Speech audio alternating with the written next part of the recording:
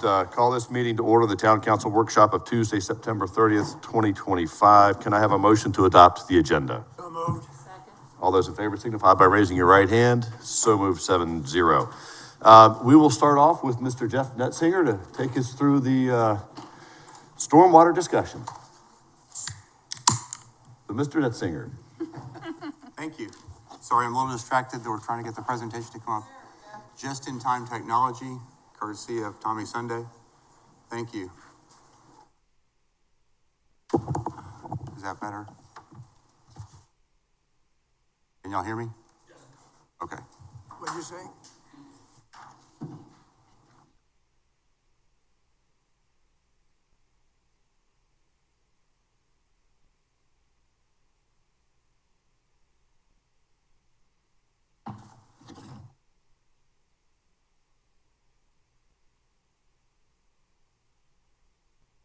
Tommy. This will work on the advance? Yes.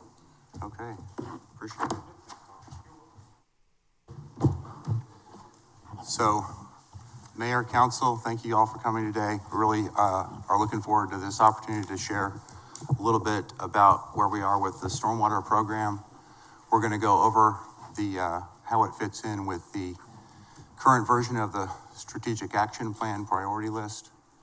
We're going to go over a little bit on the history of where we are with the staffing, and then John Troyer is going to talk about funding sources, revenues and balances, kind of a little financial history of where we are. Then I'm going to go over briefly go over the status of the current fiscal 26 projects, and then give you an idea of what's in front of us with future CIP projects that we have on our list already. And then we'll also be talking about some potential options for future funding to support the utility and its goals. So as you're all well aware, the strategic action plan goals, there's 10 specific goals included. Want to focus on the importance of number two priority, invest in stormwater management infrastructure. I'm going to go to the slide here that talks about that in a little more detail in the plan.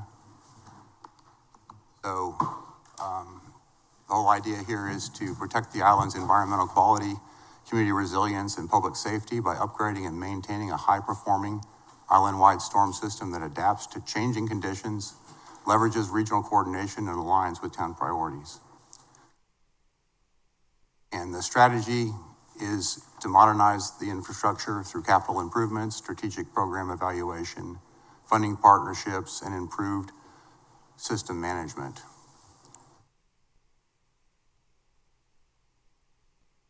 Certainly. Afternoon, Mayor, Council.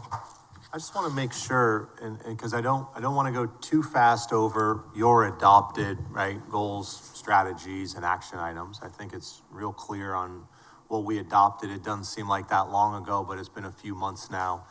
I think as we're getting through the program overview today, one of the most important questions that I would like for us and for Jeff to hear as well is, from you, is, are we going in the right direction? Is it fast enough? Is it the right direction? Is it what we explained that we would do? Because we do know that there's some gaps, right? If you look up here, I can't see all that easily, but I'll use the printout. Action item 2.1, right? So we know with the invest in stormwater management infrastructure, conduct a comprehensive SWOOP program assessment, and that's of town, county, state. So more or less that gap analysis to see if anything's missing, right? Are we going in the right direction? Is anything missing? Particularly private systems and that infrastructure that's needed. And we're talking about that right now. We're talking with you all about potentially accepting 2 different rights of way and 2 different systems so that we can improve that private property enhancement. And so this shows 2.1 here is 26 and 27 fiscal years. The next one is prioritizing our project investment in stormwater infrastructure. We made a big step this year and put about $6 million in the CIP program, more or less. 2 million of which is reimbursable dollars or private system public operated system improvements. Prepare an island-wide stormwater master plan. While that shows as starting in 27, I know that between Sean Gillen, our interim assistant town manager, and Jeff, that we already have had a jump start on that. We're trying to understand what real scope looks like, because we don't need something that's going to take us 3 years to complete and hundreds of thousands of dollars for another assessment, another plan. We need to, use some common sense approach to fixing what we know is wrong right now. And that could be our system, the state system, and or Beaufort County system, and or private system. So that's already in the works. Assessing our SWU reserves, you'll see that today, but on paper, looking at reserves, revenues, rates, revenue models, so on and so forth, isn't until year 3. I think that's a big step today to truly assess our revenues and expenditures, and then put a funding strategy together. And as we're thinking through our SWU rate and our reserves and our current debt that is being paid down, I think that has to be part of the conversation today, even though it's saying year 3. I think the KPIs, the key performance indicators, our measurement annually speak for themselves. And I just really think that it's important to lay that foundation here. So, thanks, Jeff. Thank you, Mark. Appreciate it. So just briefly want to kind of let you know where we are in the town with the staffing. So what you have there is the org chart, the current org chart for the Department of Engineering and Projects. You can see that the stormwater utility staff in blue lives underneath as one of the divisions within that department, along with public projects, which is our CIP program managed by Richard Loudon, and traffic operations managed by Teresa McVeigh. Kelly is our stormwater operations manager, leading a group of 7 folks in stormwater. Just to briefly emphasize, all the staff salaries associated with the stormwater division are paid through the enterprise fund that's funded by the stormwater utility. So since 2001, that's been the funding source for not only everything that we do, but also to pay for the staff that's doing the work. Just to give a real quick overview, the division is responsible for an awful lot of things. Stormwater system asset management, knowing what we have, what we need to take care of.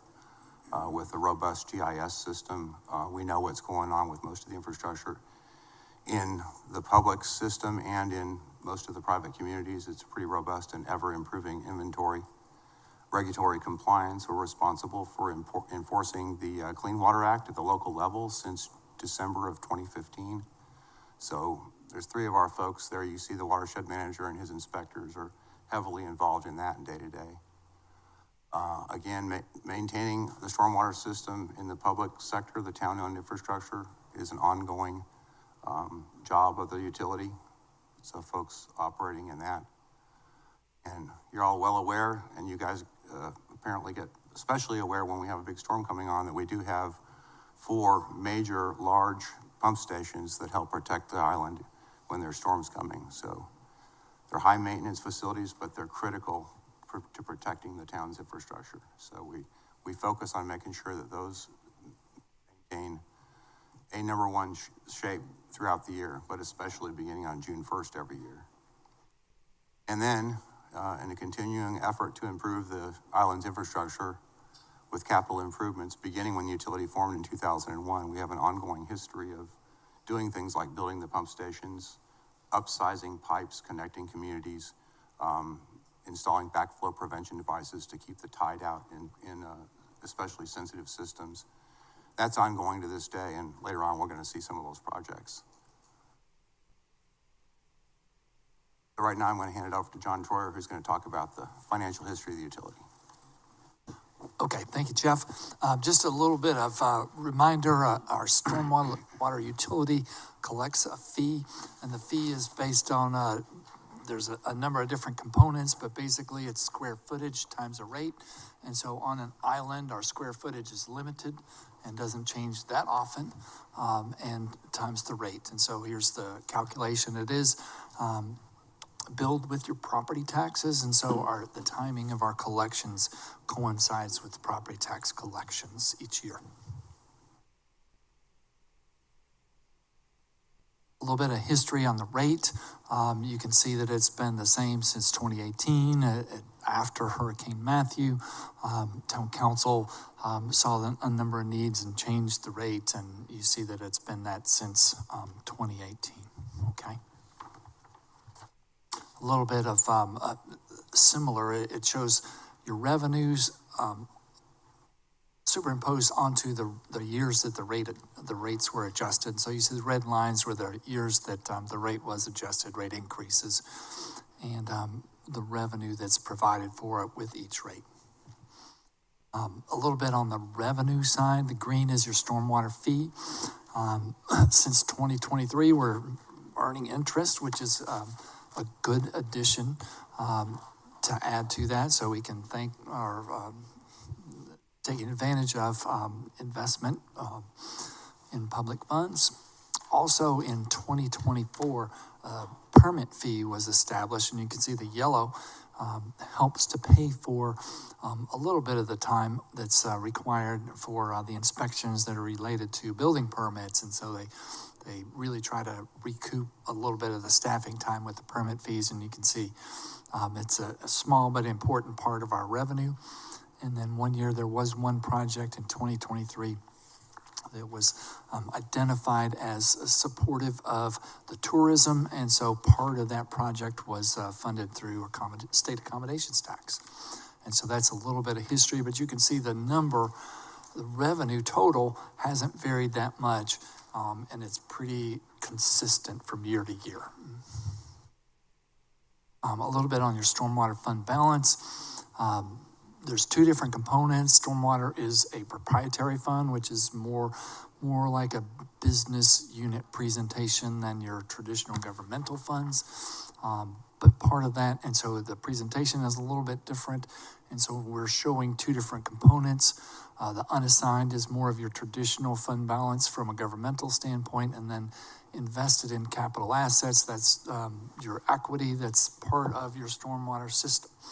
And so I would bring your attention to, and you can see that our numbers have been pretty steady over the past number of years. However, if you look at the change from 2025 to 2026, in the 26 budget, there is a contribution from the stormwater fund to the CIP for stormwater projects. And so in essence, we're taking fund balance, paying cash for stormwater projects, and that's reflected in the difference between year 25 and 26. And so what you're seeing is a limit, and you're starting to bump up against a limit of your stormwater funds that are available for future projects. So next slide. Each year we've been reducing the stormwater debt. Right now there are two bond issues, a series 2021, which is just a refunding. So it was issued only to save money from a previous issue, and the last time that the town issued debt for new projects was 2018, and that was a $3 million issue, and that's the 2021 will be paid off is paid off, and then the 2018 will be paid off after, it'll be 2026. So we've got two more payments after this fiscal year. And this next one is a summary of your CIP uses of funds, and you can see in the CIP program, the stormwater is going to transfer almost $6 million and get $6 million worth of projects in current year CIP. And so that funding for the CIP is from the stormwater, and we, in order to, and it's one of the initiatives that Mark changes that Mark implemented, was that let's make sure to put the stormwater projects in with the rest of the projects so that town council can have a more comprehensive overview of all the capital projects. And so this just summarizes stormwater's place in the CIP. All right. John, if I might ask a quick question. Looking at the, the rates for other areas, we're obviously at the highest, right, at 150. I look at town of Port Royal at 60, right? Do we have any idea as to why they're at 60? Are they receiving more benefits from the county that are addressing issues? I think we would need to do some homework, but I think we try to do more. And Okay. Yeah, I'm just, we know how much money comes back to us from our tax dollars. And I'm just curious if other municipalities in the county are utilizing those funds elsewhere and not here. So it's just part of the conversation I think we need to have going down the road. That's why I think bring it that's a up. really good question, and we need to have a follow-up on that. Okay, thank you. But if I may, but building on that, because it was part of the question that I have, and it may be a very simple question, I hope, that if Beaufort County collects the fees annually and includes the fee on our property tax, how much of that comes back to us on Hilton Head? It's what's, they keep it location specific. So what's collected on Hilton Head is given back. They do collect a fee, and so they charge us a fee for doing that, but outside of the fee, all of it comes back to us. All of it comes back. So everything that's collected on our property tax related to stormwater comes back to Hilton Head. It does. Right, what I'm going for is, what is the county collecting in total, right, outside of the SWU fees, but bringing additional funds back, right, from their CIP side. So it's not just the stormwater aspect, it's other areas. Yep. Right, and Mayor, if I can jump in real quick, it's important to say that because what we have to really make sure of, it's not ad valorem property tax calculation and collection and return. It's a simple extra different, I'll say additional or different fee for stormwater. We see Beaufort County up there $100. For clarity, is that $100 in the unincorporated, AKA non-Hilton Head Island properties, or does that include 150, where are we? 150 for our rate plus a Beaufort County $100 rate, or is that only for the unincorporated areas, the Beaufort County rate? That's very important. Yeah, Jeff knows I can that provide a answer. little clarity on that. That is intended for the unincorporated portions of the county. Sometimes when Beaufort County is doing work, the work will go into the municipal boundaries of Bluffton or Beaufort or Port Royal, so it's a shared project, but that revenue is intended for Beaufort County to support the unincorporated areas of the county. There is a separate fee. They collect a countywide CWI, which is a fee that they do for countywide infrastructure within the municipalities. That's a much smaller number, and that's not associated directly with the funding here for the utility here. If I might also, I'm not picking on town of Port Royal. I just want to make that statement. I'm just using them as that caveat for comparison, so. It's a rate compared with a level of service.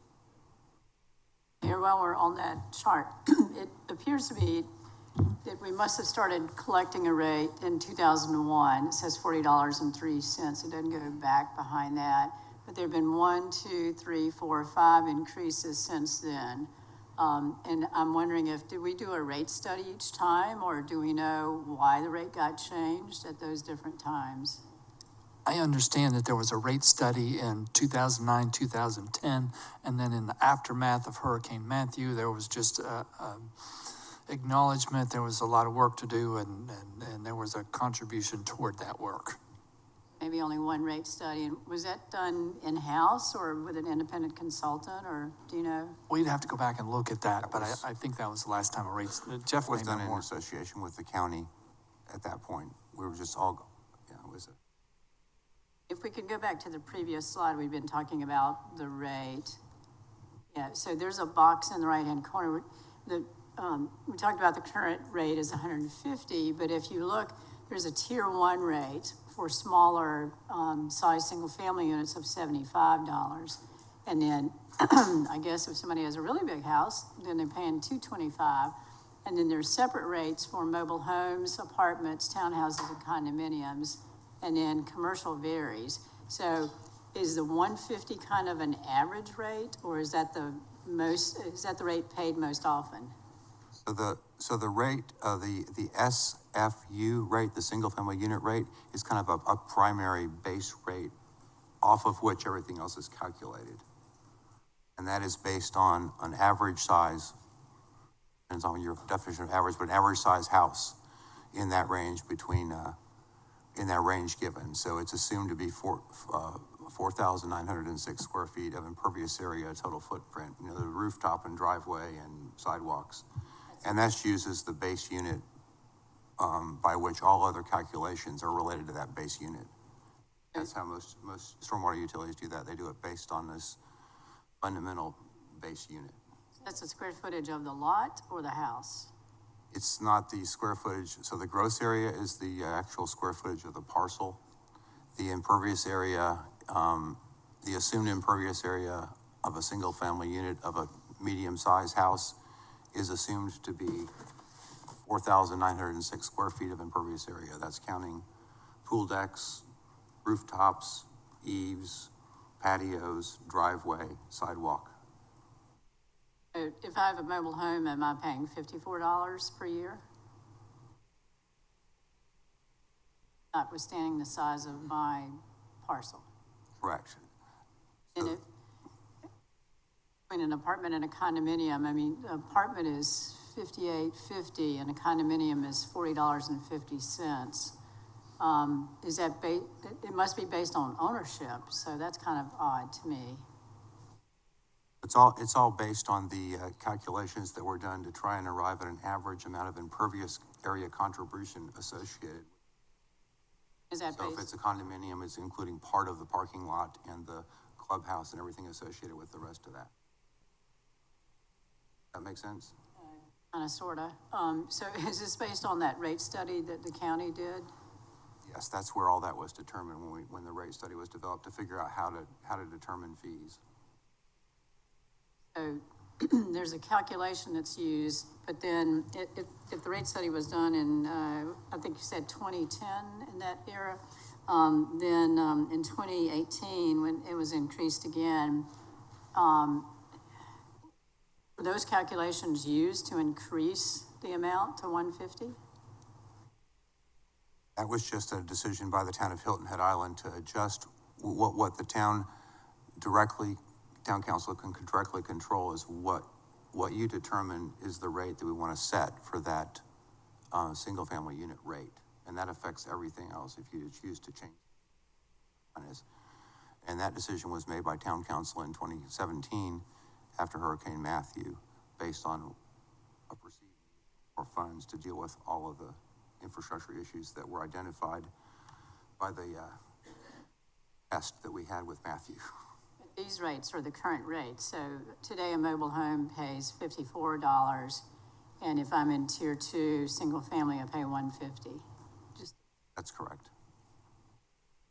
Building upon Councilwoman Bryson's comments about the rates and the frequency, I believe we should have a policy on reviewing the rates on a regular basis.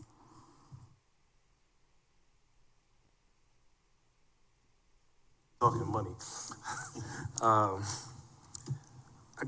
guess one of the things that's sort of tugging at me here in this discussion is last time we had a significant rate change, we to some degree involved the county in the discussion as far as making a decision with a rate study and whatnot. And I appreciate what Mr. Netzinger is saying, that there's a portion that is collected throughout the county that's supposed to go towards stormwater, regardless of municipal boundaries. Am I hearing that correctly? That they are collecting something? So every property owner in the county pays a stormwater fee. If it's within the municipal boundaries of Hilton Head Island, the county collects that fee. It's just the mechanism for which it was the most convenient mechanism was determined by the utility when it was formed, was to just go ahead and include that on the annual property tax bills, even though it's not associated at all with the value of the parcel. It's just based on the impervious area. So they provide that service, and there's an administrative fee associated with that we pay every year for them to do that for us, but they send all the revenue back to us. What Beaufort County collects is intended to be used in the unincorporated portions of the county. All I was indicating earlier was there occasionally are situations when the county is solving a problem that might also partially live within a community. So the dollars that are collected for unincorporated parts of the county are collected from everybody within the county, so. Within the the unincorporated parcels, it just stays with the county. They collect it for everything, and then they give money back to Beaufort, to Port Royal, to Bluffton, and to Hilton Head. Am I hearing you correctly in that there's a portion of what Hilton Head property owners pay into the county, set aside the piece that we're taking back, that could be spent in unincorporated areas, is that correct? No. No? Okay, all right. That was my confusion. I thought you said that there were monies that were collected. Okay, so as far as stormwater is concerned, we are on our own as far as money that we're putting in and money that we're spending, unless there are assets on Hilton Head that belong to the county. Yes, sir. Who pays for that? The county pays for it. They also assess a countywide infrastructure fee that is a much smaller thing on the tax bill. That's a separate fee. That's the number I'm looking for. Yes. So I'll get that number for you, what it is right now. Where I'm going with it, not that I need the number today, but where I'm going with that thought is that as we start to realize that water has no boundaries, some of the stuff is ours, some of the stuff is counties, some of the stuff is the states. We have to understand historically how those dollars have been spent on Hilton Head, so we can better make a decision on what our new rate is going to be. I'm just using made-up numbers here. If they've collected $1 million from Hilton Head and only $200K have been spent, well, then we got an $800,000 problem. I think we need to understand that as part of this discussion is where I'm going.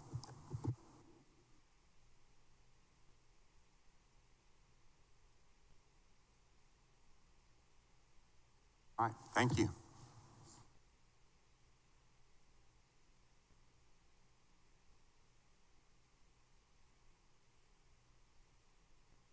So now I'm just going to briefly go over where we are right now with the budget that you approved for fiscal 26. I want to remind everyone that they can always take a look at the CIP dashboard to get the latest information on where we are with projects. That includes details of what phase the project is in, the budget that was allocated. We will begin providing updates on spent to date on these as the year progresses, and keep track of our timelines on the various projects. A lot of good information there, and if you guys decide to just let me know if there's any additional information you'd like to see that we don't have on there. We want to make this to be the best tool possible for the use of the community and keeping the information fresh. So fiscal 26, we have, oh, I didn't put the total, 17 active projects. 5 are in planning, 8 are in design, and 4 are in construction. Just take a second here to point out some of the challenges I think we've expressed before in previous workshops, but easement and right acquisition is a challenge for us. A lot of times we want to solve problems and we need easements. Same is true for some of our other CIP projects. Contractor availability and capacity is continuing to be an issue. There's a lot of people on this island in the private communities and us as well, all competing for a small pool of resources to do this work for us. So that is an ongoing challenge. And again, at a certain point, staff's capacity to manage these projects is limited. May I ask? Okay, thank you. So, Well, it limits our capacity to. so it's, just so that I have this straight. So all of the, and I'm going to just confirm things as I've heard them. Beaufort County collects the fees annually. Got it. All of that money comes back to Hilton Head. So in terms of issues with stormwater, we should be able to fund, since all of the taxpayers on Hilton Head have contributed to that money, we should be able to address all of the stormwater issues on Hilton Head. But the problem becomes where we don't have an easement. And so is that correct, first, before I move on? Where we can't correct problems or there's been limited ability to, is that because we don't have the easement? There are some projects that take longer to execute because we have to get survey and a plat and acquire a permanent easement, where infrastructure, the stormwater system would leave the public system and go through a section that's private, and we'll need an easement over that in order to install or maintain infrastructure. So it's a challenge in executing and getting the work accomplished. I think, Mark, did you want to jump in? I'll jump in and try to interpret some of this. Short answer is yes, right? We cannot spend public dollars on private property, whether that is a stormwater system in Beaufort County's, or I should say, a private property owner's ditch system, let alone a Beaufort County system. We spend our dollars on Hilton Head Island system. And Ms. Becker, to your point, you're making the best one. Water flows downhill. It doesn't know the difference between private, state, county, which is why number one in our book here that we adopted is that full assessment, and then lead it into a stormwater master plan that should align with our priority investments. We are not able at all times to take every right-of-way, every unknown ditch, every unknown piece of property and put it in our network so we can spend the right dollars on it to make those improvements. That's what's taking us so much time, because we're reacting to it, right? We know with the two that we're working on right now, they're right-of-way systems. They pay their stormwater utility fee to Hilton Head Island at $1.50 rate, whatever that number is. We collect the dollars across the street as a system that's in our responsibility list, and the other side of the street or the other road half a block away is not ours. That is, I think, what you're asking. So the short answer is yes, that's what takes the most time. The harder answer is how do we provide that parity amongst all ratepayers moving forward? I think that touches on it. I think if I can use a specific example, Seaside, which is a system that is owned by the easements. I guess the system was in the easements that's owned by the county. Who's responsible for those systems, given those taxpayers are paying the money on their tax bill to Beaufort County, but it all comes back to us? I've been told over the years that can't necessarily be corrected and addressed by Hilton Head because it's a county system. Just one example. So I'm still not understanding how that really works, because we have the money. Is it just a matter of permission to get that done, just to solve the problems in those easements? So the road ownership is really important in how this works, and that speaks to the larger puzzle that is when we're talking about partnerships and figuring it out, because the DOT and the county, between the two of them, own 80-something% of the roads on Hilton Head Island, and they're responsible for maintaining their infrastructure. The county is responsible for maintaining its infrastructure. The town is responsible for maintaining the stormwater infrastructure that is in our rights of way on town-owned roads. So we work with the county and the state and the town to get things fixed when it might cross from one right-of-way to another. But the primary responsibility for the ownership is that the ownership of the right-of-way determines who should maintain the infrastructure. Right, and so forever I've said we need to own our roads on Hilton Head, because it sounds like it will help solve a lot of these problems. But what I'm still not grasping is, so all the money that comes back to Hilton Head that each taxpayer pays does not actually benefit each taxpayer. Oh. If the road and the system is owned by the county or the state. I'll say, and we all know this, but I'm gonna state the obvious. Ms. Becker, you're saying all the money comes back to us. It doesn't, right? We said the rate that we assess, the $150 rate, comes back to us, but all the money doesn't come back to us. We don't receive any Beaufort County ad valorem property tax for this. We Right, don't. But just limiting it to $150. The 150 Sure. rate, we assess on our properties. But Beaufort County also assesses as well because they own roads and they have revenue. Ad valorem property tax could be one source. There's stormwater, the dollars Jeff's talking about that he'll provide is a different source. Road maintenance, and roads come with side ditches. There's funds for that. Those dollars are Beaufort County dollars. Those aren't transferred to us. I just want to make sure we're not saying all those dollars come to us. We have a very limited amount of revenue from stormwater, and frankly, there's not enough to provide the level of service that I believe we all want at $150 with no collected revenue from Beaufort County outside of the obvious.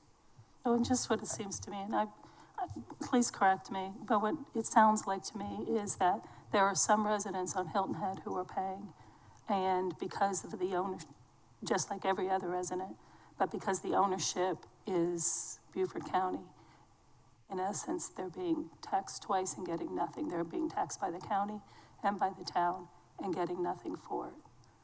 I see that as a huge problem that needs to be solved before anything else. And the road is an issue. The roads are an issue that I have long, every time I get an opportunity, say we need to find a solution to and to own them. And then on the project dashboard, I see Moonshell Road, Follyfield neighborhood still on here, and I'm just curious as to a timeline for them to get their systems corrected. That's it.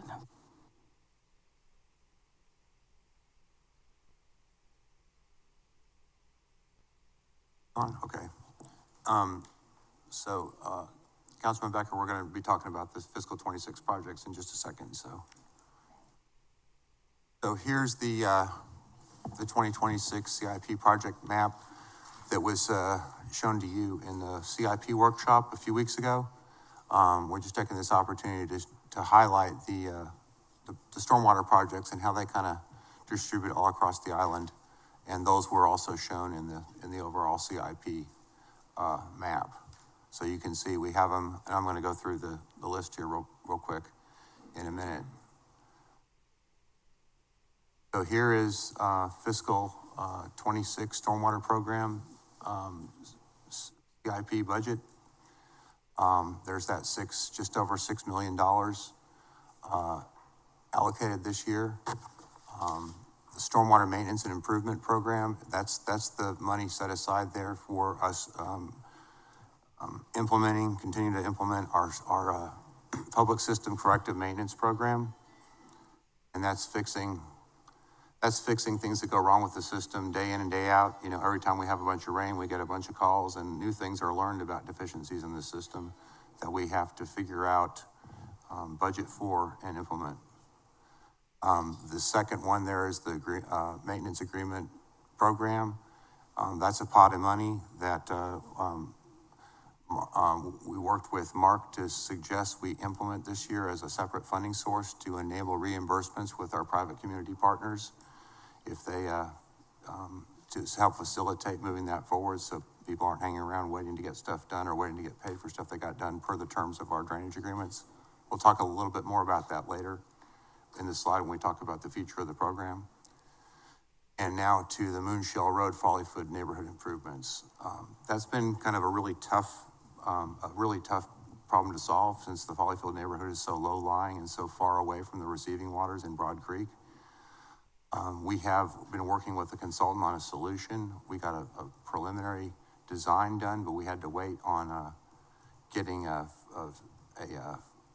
wetland determination from the Corps of Engineers, and that took almost 16 months to get. We just got that earlier this year, so now we're proceeding with finalizing the design. But again, I talked earlier about easements. There's a couple of easements we need downstream outside of Follyfield to complete improvements to the system.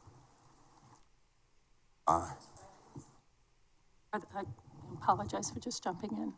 Are those private easements that, with They would regard need- to that area? So the reason that we need the easement is because the infrastructure that we're relying on downstream is on private property. Okay. That's why we needed to have a town easement, so we have the right to go in there. Okay. So, Private property easements have to acquire from the private property owners. right. Thank you. Helmsman's Way, we have an issue with that affects, state infrastructure, town infrastructure, and county infrastructure all in one swoop. So we're looking at planning and perhaps working with DOT and or the county to implement that as a joint venture down the road. The money set aside there in year one are for us to collect some survey data and do some preliminary concept work. Bryant Road Pond Restoration, that's on a piece of property the town purchased last year. And we need to make some improvements there to restore the stormwater system to a working condition. Cordilla Court's drainage improvements has been a longstanding project that we finally got all the easements that we need there to implement that. Gumtree Road drainage improvements, it took a while to get the design done for a number of smaller projects there to improve the drainage system along Gumtree Road between Wild Horse Road and Bus Drive. Jarvis Creek outfall, that was a problem that we were made aware of as the result of the Hurricane Matthew. We determined after doing a lot of research and trying to figure it out that what we really need is backflow prevention devices, flap gates on the pipes that cross underneath the Cross Island Parkway, such that when we have another large storm event, our pump station will not be overwhelmed with a tidal surge. Jarvis Creek Pump Station, we did an overhaul of Jarvis Creek Pump Station back in 2021 to help bring that up to a full service after some deficiencies were noted during Hurricane Matthew. And now we're going about replacing all the pumps that are reaching their end of useful life. So that's a proactive measure to keep that thing in top form. Main Street drainage improvements, we have set some money aside last year, assuming we were gonna be making some improvements on Main Street, and we had stormwater money set aside for that. We still have a little bit left to do some cleaning and video inspection of the primary system to understand what sort of shape it's in. Old Woodlands Indian Trail, we're trying to help the community out there where some of the infrastructure that the town installed a couple of decades ago is causing a little bit of problem with some drainage in the backyard between Aquaterra Apartments and the Old Woodlands community. So that's being implemented this year with design and survey. Palmetto Hall outfall improvements, this is kind of a really big deal. Over the course of the last 15 years, or 20 years now, we've been implementing an infrastructure inventory and modeling program island-wide. In 2019, we examined the Palmetto Hall system, knowing what happened during Hurricane Matthew in the Palmetto Hall community. And we have identified some serious deficiencies to that system, but the deficiencies are so complicated that we need more data to figure out what we need to fix it. So we're implementing that program and associating with two of those next programs, water level monitoring and weather monitoring, to figure out what's going on. We've just finished installing 9 water level monitoring devices in the Palmetto Hall Lagoon system and 2 weather stations, one on the north end of the community and one on the south end of the community. We're going to use all that information to calibrate or make the model that we had constructed by another consultant, Wilpert, in 2019, make it produce real world results such that once we have that, we know we can make improvements and rely on those improvements to understand what we need to do to fix the problem. So that is a high priority project for us to move that thing forward as quickly as we can, so that when we solve that problem, we can solve it right. Central Island Pump Station, another super critical project for us. That's the pump station that is situated between Long Cove Club and Wexford on Broad Creek. It's responsible for draining most of Wexford, part of Long Cove, all of Shipyard, and all of North Forest Beach Drive, in addition to the commercial areas adjacent to Dunnigan's Alley and New Orleans Road. And that facility is 22 years old and needs some major design improvements and overhaul. New electronic controls, a new gravity bypass system, debris screens that can keep the debris from getting into our pumps when a storm emission, just to improve efficiency. So that's a big deal. And then lastly, we have some improvements we need to make in the Gumtree Channel that runs through Chinaberry, and some improvements to the laydown yard that we use all the time with our contractors on Arrow Road.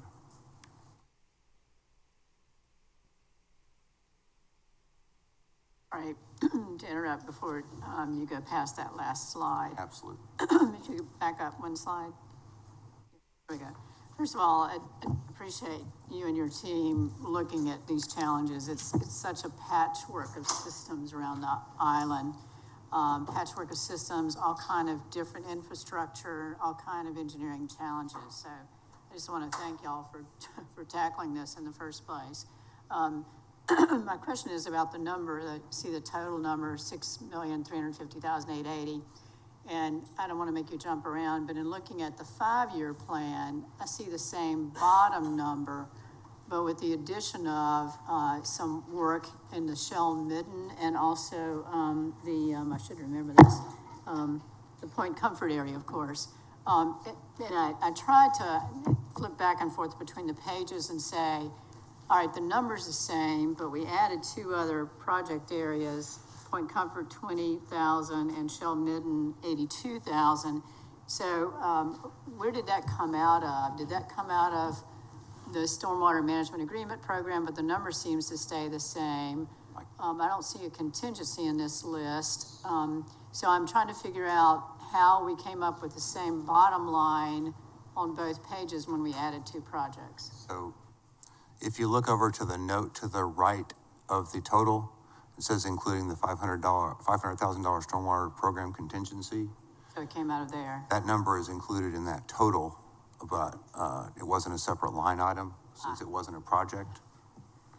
And when we get to the 5-year program, and you'll see that thing repeated, you will be able to see how we were implementing that, utilizing that contingency to start moving forward a couple of recently identified very important CIP projects. So the contingency on the 5-year plan should be reduced by the amount of those 2 projects. You should see that reflected on the slide when we get to that section.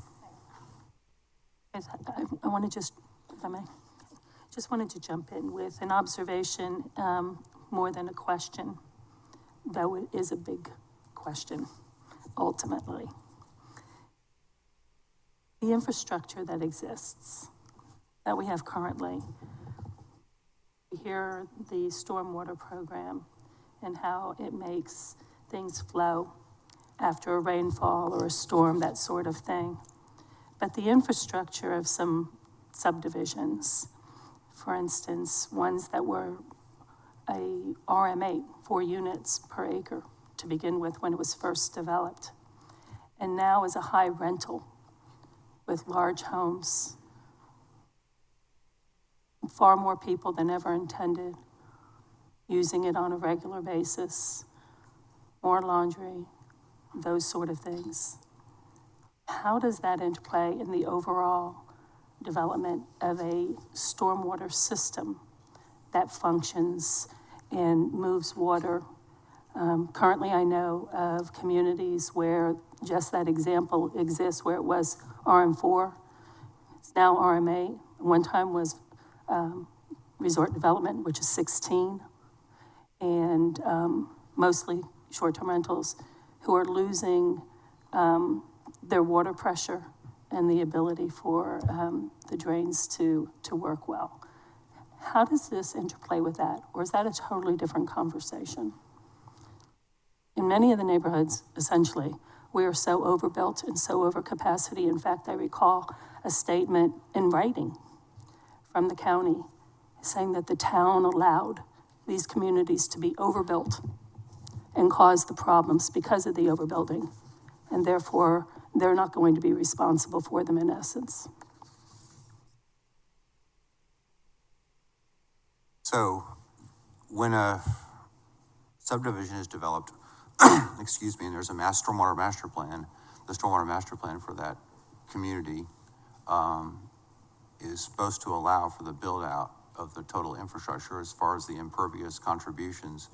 When we have older communities that were not part of a formal subdivision, things get a little more tricky because a road was put in and the entity that owned the road when it was put in, set it up to drain the roadway and to take into account what the contribution might be from those properties. But there isn't with some of these older communities, there isn't a stormwater master plan that would guide that. So that comes down to policy in the local community that is our main tool to address those sorts of issues. But, Can you help me what that means in terms of a policy in the older communities? Is that a town policy, or whose policy would that be? Well, in other words, it's not the sort of thing we can address directly with stormwater money. It's more of a planning and policy initiative. How do you correct those problems? Is there a solution for those problems? If I might help you a second, is that a PSD issue or is that a town stormwater issue? No, I think a PSD would be a whole different thing than stormwater if we're talking about capacity of the water system and the wastewater collection system. I'm trying to understand what the question is, to be frank about it, because I'm trying to help Jeff over here. I'm not trying to let him scramble I can through this. rephrase it in a way that hopefully is a little bit more simple. I may have made it more complicated than necessary. In older communities where subdivisions were approved by the town as much as 50 years ago, where the density has increased not only double, but perhaps even more, and the types of homes that were imagined to be built there are no longer 3-bedroom, 2-bath type of homes with a single family actually living in a single family neighborhood, but instead somewhere between 6, 7, 8, 9, 10 bedrooms with 12 plus bathrooms and multiple laundry rooms and 20 people using them on a regular basis. So that change in use, that change in density, how does the older pre-approved subdivision infrastructure manage that? What's the solution? Because it's not working. Does that help at all?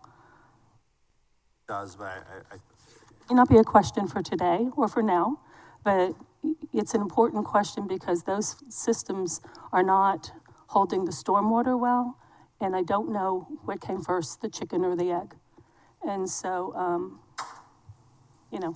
anyway, I will circle back at some point and hopefully we can pick it up and we can discuss it a little bit more, but it's a problem. Thanks.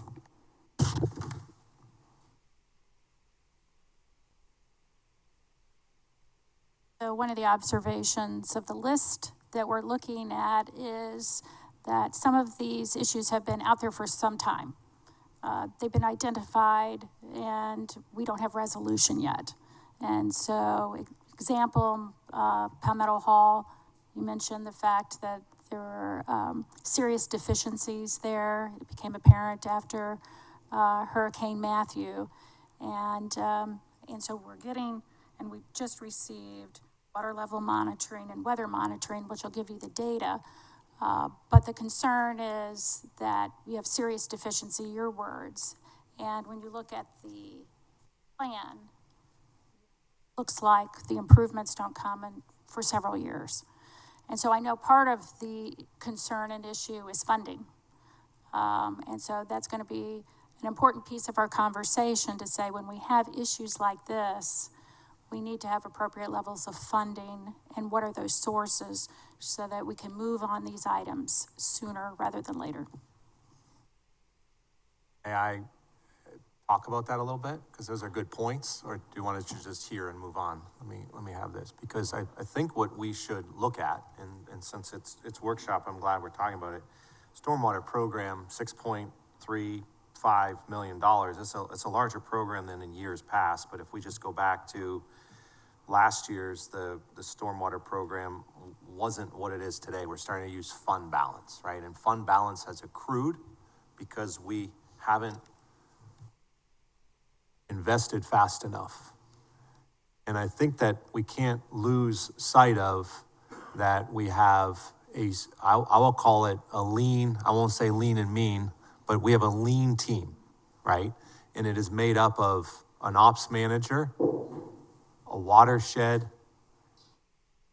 blah, blah, blah. But what we jumped over today and not, and actually on purpose, not to spend too much time with it, when we look at what the stormwater utility, right, the Beaufort County Stormwater Utility Program is for, it's for regulatory compliance. We have a state mandated, unfunded mandate to put in place the NPDES stormwater permit, right? So we spend a lot of our time with those folks up there permitting construction projects on behalf of the state, unfunded, and those funds come from, I shouldn't say unfunded, they're funded through the stormwater rate, they're not funded through the state. And so we're performing that permit. It's has a dedicated funding source, but you see what it is. But then on top of that, it is for system, right? It's really for water quality protection. So we have to look at the water quality. We are looking at water quantity, and it's for flood protection at that point. And what we have done over time is, and I will say this confidently, we are in the business of stormwater a lot different than our regional partners out of that utility. And we're using our dollars to support private systems. Most municipalities, including the county, aren't maintaining the private system. And so I think we looked at 17 projects, and most of those up there are project management related. And so you're absolutely right. It's funding, it's people, it's expectations, and frankly, it's a little bit of just reacting to where the current flooding is or the current issue is. And I have for some time, at least my time here, is trying to get out in front of this to truly understand our costs, but our expectations have changed, right? In the last couple months, we said, hey, there's a system down the street, not too far from here, that should be in our system. That overnight became its own project. That overnight became its own assessment. Much more expensive than what we're seeing on that screen. So I think today, I'm glad to hear this. I'm not trying to ask you for more people and more money. I think we have to kind of stabilize our expectation. Ms. Becker, you asked a good question. If it started at 4 and it's now 8, right? That's causing an impact to the system. Is that something the town council wants to take on now to say, well, it's a problem caused by, let's take the system and invest in the system. There's a lot of private neighborhoods with private streets and private ditches that all pay fee, all pay taxes, all pay, and when they call the stormwater 911 number, they expect us to show up. So something to think about. We're trying to get to it. I don't want it to be lost on. We're trying to be fully aware of what our projects are, where we said we'd spend our dollars, where all of our capital projects are, stormwater. We're trying to be really clear on what we know the costs are. And mostly everything you see up there needs an easement or two. You know, Mark, I'd like to add it. This is one of those areas where I think we've been behind the 8 ball a little bit. And we talk about kicking things down the road. This is definitely one of those items that has been kicked down the road. I go back to 2018. I remember talking about it, the same thing. Fortunately, we're in a position now where we've got those reserve funds there, fund balances that we can pull from, but we're actually exploring the fixes, right? And that's something that we haven't done. So we've got a lot of fixes in front of us. It's going to take time. And as we take on those additional communities, it just depletes additional funds, right? So then when we have that discussion later about the funding aspect, that's when we really will dive in more to that. But, you know, it's good we're addressing it now. It should have been done a long time ago. May I just ask one more thing, or make another comment? It just seems to me that if we're talking about a policy and we know that these types of problems are, if not created by the overdevelopment of neighborhoods and the change in use of development in the neighborhoods, that prior to, it should be part of the permit processing piece. And if the problems exist there, we can't keep building and making it worse and worse. And just as an added piece that I didn't put in before, where those 3-bedroom, 2-bath homes are now homes that literally cover every square inch of the property. And so when we go back to impervious, that would naturally absorb some of this water, it doesn't exist anymore, and therefore there's nowhere for the water to go but to flood. And then, so that's an added component. So I'm just wondering if part of the policy moving forward until a solution comes is that we look carefully at the impervious relationship and the amount of usage a particular residence would put on that neighborhood's infrastructure. So again, I don't expect necessarily an answer today, but I do think this is an important element of what we're discussing. And I'm not sure, in fact, I know it's not going to be solved by more money per se. I think these are serious policy issues with regard to development and capacity. Thank you. Aaron, I know we want to move along, but before we move into the 5-year plan, could we go back to the map, the 2026, that one. I think it's important for folks to look at this because when you see the projects, they're truly spread around the island, which means two things. One is we're trying to spread it around the island and help in different locations, but it also means there's a lot of places with problems. So, and the other thing I'd point out, I thought Mr. Orlando was going to stop on the stormwater fund balance history. If you look at just this past year and compare it to the previous fiscal year, you'll see that there was unassigned in fiscal year 2025 about $6 million, but in the fiscal year 2026 budget, that drops to $300,000 because now it's been assigned to projects where we needed, as the mayor said, we were behind the 8 ball. We're starting to try to catch up, notwithstanding there being substantial issues with trying to catch up.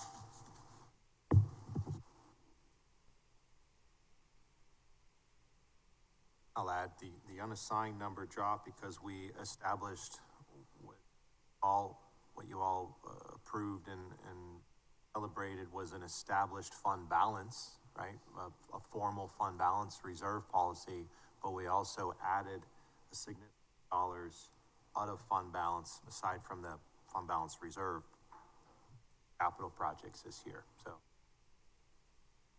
but at the end of the day, it's still the same number of people and it's still the same easements and the same process. And we outsource most of our work and find contractors. So not here making excuses, just we're not here kicking the can to the point where we don't want to solve a lot of these problems. I think we've made a lot of progress, but I want us to kind of pause on it a little bit to say, if we want to make the progress we all want, the next part of this presentation is very important to talk about.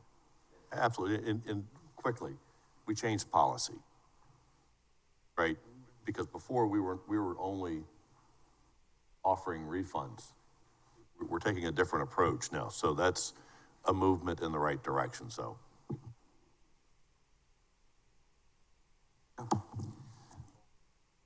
So now we're going to take a look ahead and see what we got in what we've identified so far in the stormwater utility as what we have in front of us. I talked through some of those projects on our 2026 list. We can't get to all the priorities that are priorities in 1 year, so you're going to see a lot more that we have identified as priorities as well. Again, just want to hit it here again. When you look at the next 3 slides full of projects, and we'll get to the bottom line on those, to give ourselves a sense of where we are when we're talking about thinking about finances, right? We have more work in front of us than we have money to work. So you're going to see those slides, but I just wanted to emphasize a couple things here. You can see there that some of those out-year projects that we're going to be kind of not real definite. The further out a project is in our priority, the less sure we can be of the cost. Some of these have not been thoroughly vetted yet, but identified as high priority. So I would encourage you all not to get stuck on the specific numbers because we're trying to provide you with an order of magnitude on these based on our experience with pricing, engineering judgment on some of these where more clarity is needed. Again, the challenges repeat themselves. I guess we Might stick that on every slide. It's hard to get contractors here to do work. That's also a challenge. And when they do bid on work, it's often more than we anticipated, even when we try and factor that in. So,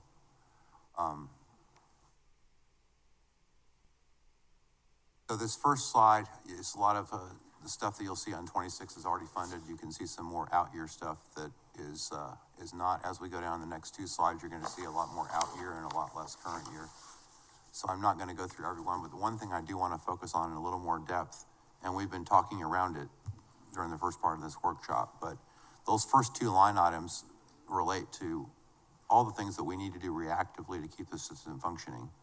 We can't do proactive stuff without doing the reactive stuff too. We got to do them both. And very often we live in reactive world, and to get moving on two fronts while we're doing that reactive stuff that's necessary to fix problems that occur, we need to keep that moving along as we look at these capital improvements.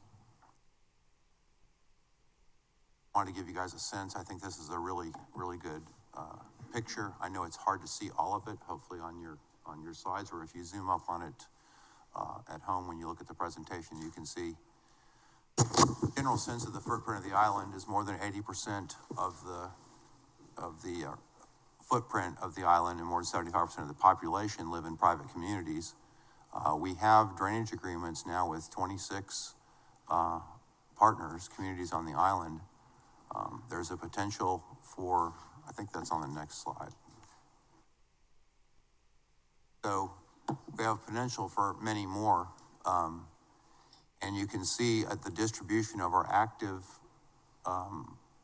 qualifying corrective maintenance projects and how they're distributed all across the island in the public parts of the island and in the private communities.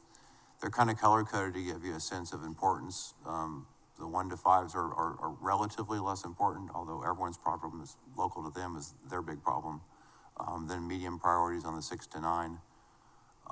And then a lot of them over 9 on our 1 to 20 scale.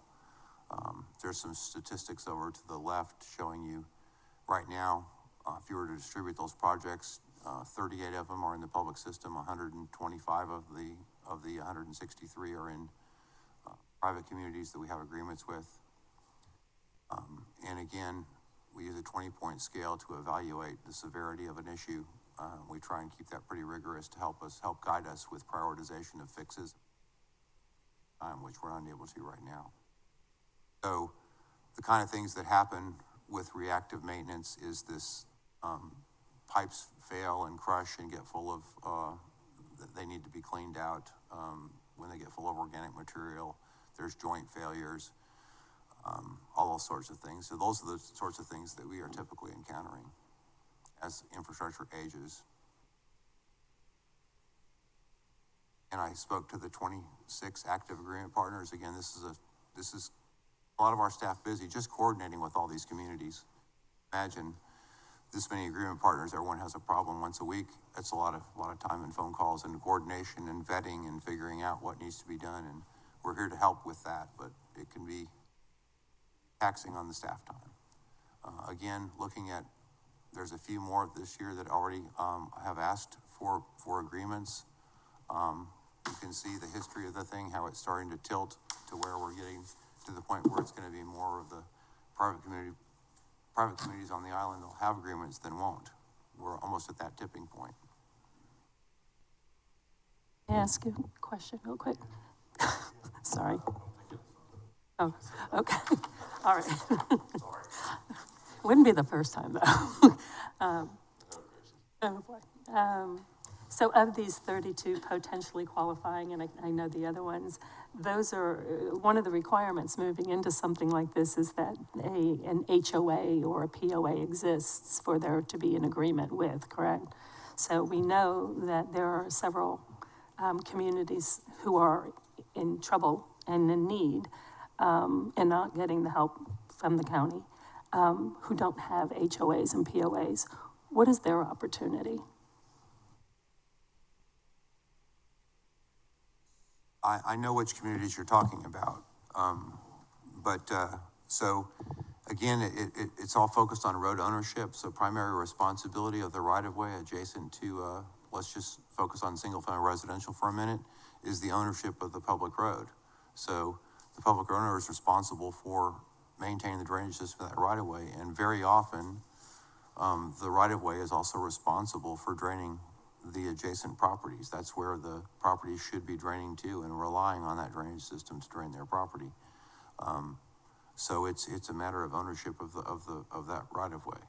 Right, so I'll make my plea one more time here today, and probably, hopefully, I won't have to, too many more times in the future. We need to own the roads on Hilton Head, so we can solve the problems for all the communities. So I got a question. I'm seeing new developments on here that are potential qualifying communities. Should they be potential qualifying communities, being new developments? And where I'm going with this is that a new development could come in and then say, I want to turn it over, I want the town to take care of it. Then we're increasing our liabilities.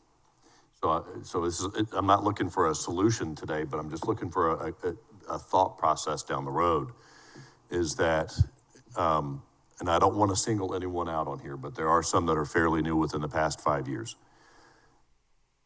And there are new developments that are going on right now. Are we setting ourselves up with an improper policy that allows them to become reliant upon the town, which in turn eats away at the available dollars? So I'm just making a statement. It's not a question, but it's something to think about as we move forward with additional policies and LMO and so. Thank you, Mayor. I had a note for the same thing. Why are we taking over these new developments? Shouldn't they have already had an improved system themselves? And I'm not going to name them either, but I did mark a few on here. It seemed as though we should exclude them and instead include those who need more help at this point. Yeah, well, I wasn't responding to that, but I got a response to that. I was gonna ask another question of Mr. Netzinger. Becca's brought up several times the town taking ownership of roadway assets, which include drainage in most cases.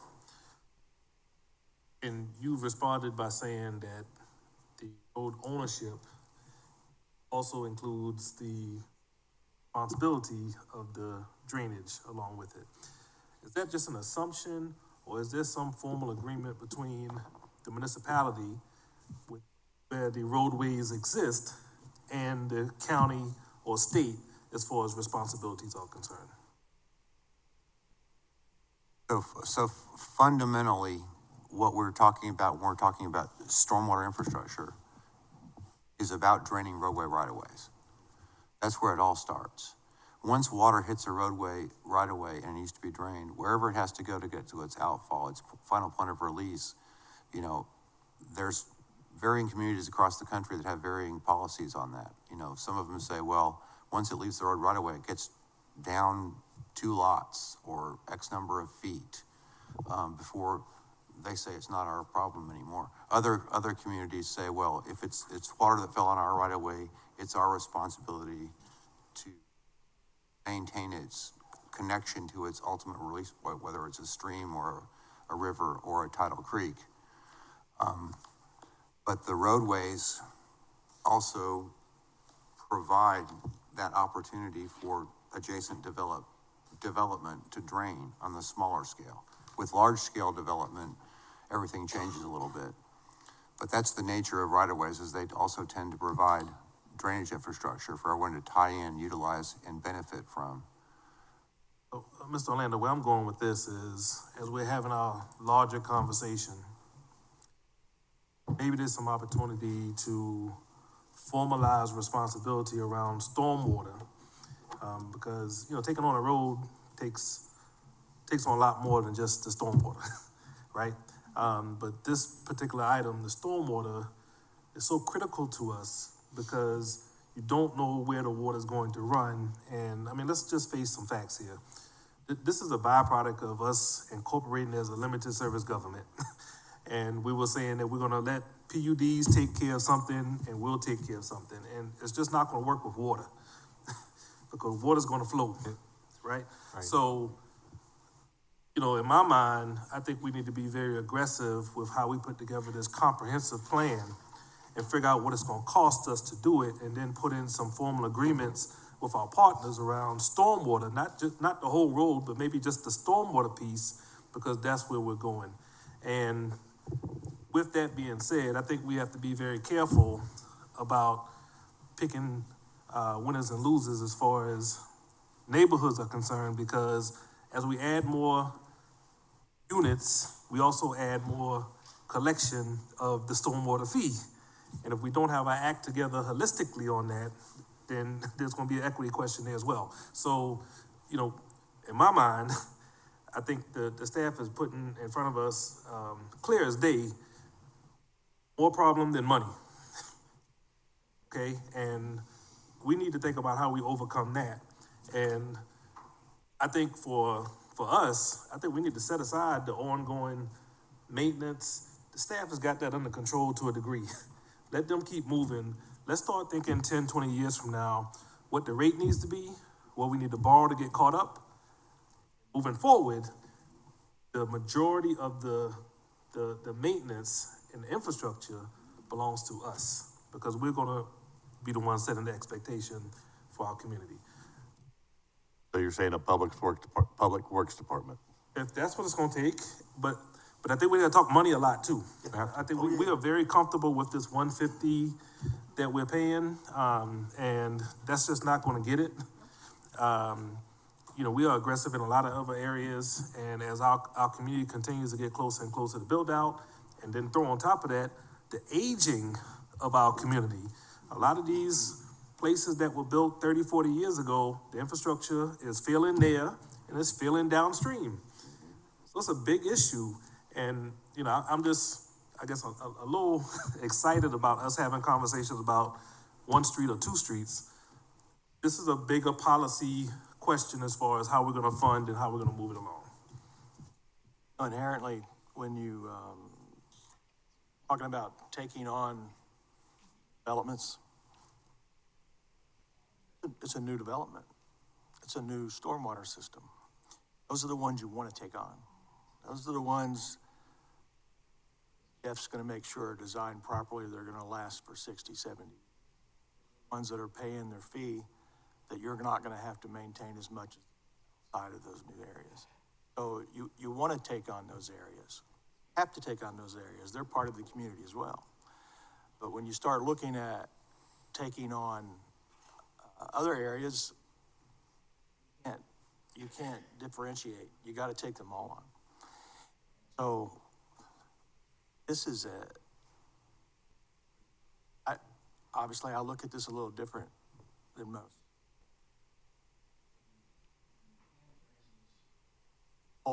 For 40 years, all these different locations, it's like, I can name 15 spots in each location and tell you where water's standing. Take on a maintenance program. Talked to me before this meeting about talking about a maintenance program. Probably the most impactful item cost-wise that we could. It's the problem with our system now. It hasn't been maintained. It hasn't, not only has it not been maintained, but I can give you some great examples. A new home's built at the end of the street and everything used to drain properly until the home was built. And the reason that happened is they set their culvert per the spec of the plans, but that culvert is too high and now no one else's ditch was.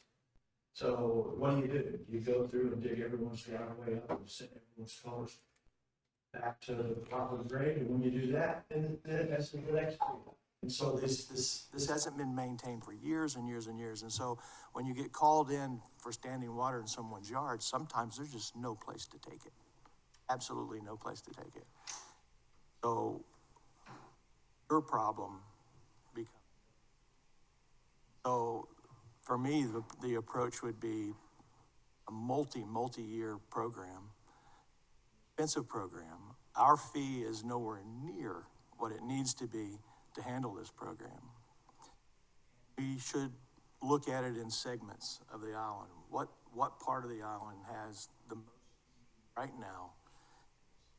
You always have to maintain, look what's happened. We got to put a $22 million pumping system. What would you say the price was?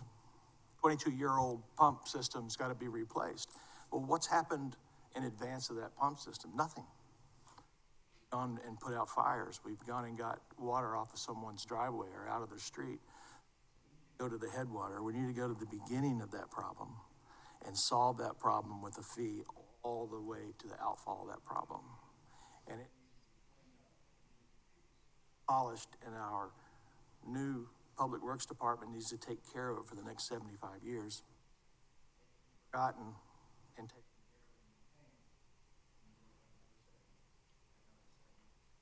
We're talking enormous amounts of money, and we all put our dot on what's important to us early on, and stormwater was the leader. And because stormwater's in the back of our head, it's the unknown, it's the ghost. You know, you can put lipstick on a pig, and that's what we're doing. You know, we're going around fixing potholes and getting water off the streets. But as a whole, we have to go from the headwater to the tailwater and find that and make that one big construction project, find the money, house, maintain it. I think it's so important, and it would help Jeff and his staff tremendously, and I think it should be up for discussion. Looks quickly. I agree with everything you just said. I concur. Along with the policy on development, it's got to be part of it, but I agree with you. I wanted to ask an idea. I'm glad Mr. Brown followed up with Mr. Netzinger's description of the road structure as what drives where the area is that you need to coordinate. I understand that. So I'm going to throw out this idea. I'm glad the town attorney is sitting here, because my idea is that for the communities which are not now organized into POA, HOA, whatever they might, a subdivision, whatever they might call themselves. And I'm not talking about a fee for these areas. I'm just talking about a way to describe the areas.